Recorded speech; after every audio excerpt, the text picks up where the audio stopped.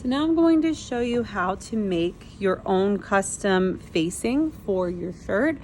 Basically, every shirt for this project or dress needs a lining or a mock lining that will go on the inside. It's going to mimic this shape.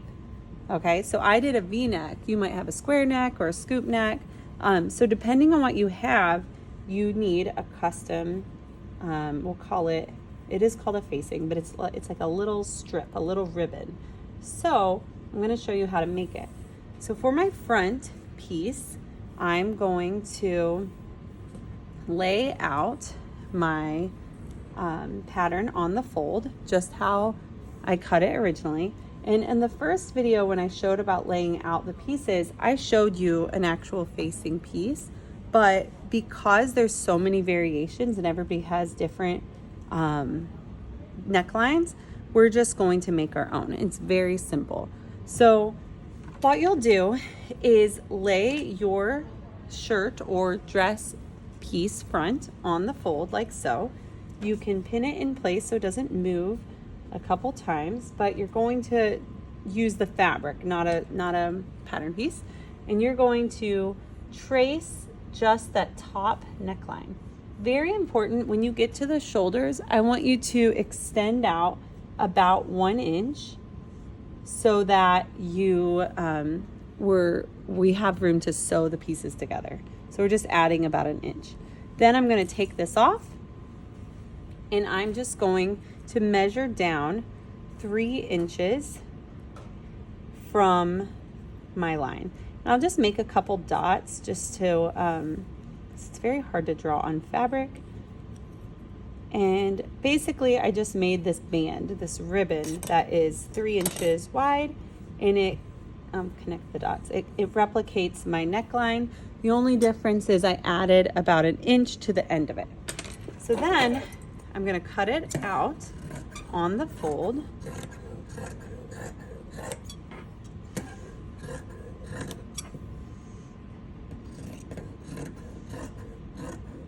Like this, and then I'll show you how cool it is and how it fits.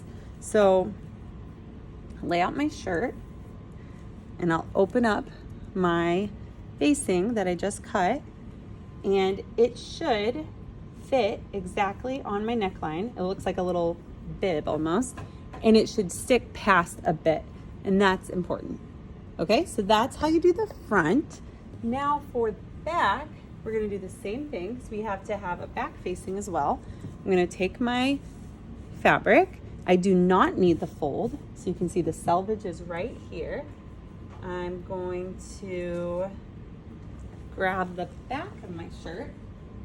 You have 2 pieces for the back, so really you just need one laid out. That's fine, or if you want both of them, that's okay too. And I'm going to do the same exact thing. My fabric's doubled because I need 2 of these, so I'm going to trace my neckline, go past about 1 inch, and then drag it down and make it 3 inches as well, like so. And then connect those dots. I'm just marking multiple times my 3 inches, and then I'll just create that shape. And again, I'm making sure it's extended out, and if you're not sure if you did it right, you can place this on again. I just need it to follow that shoulder like that. So I'm gonna cut this shape. So again, you have 2 pieces. If your fabric isn't staying still, you can definitely pin it. My fabric kind of sticks to itself a bit since it's gauze. And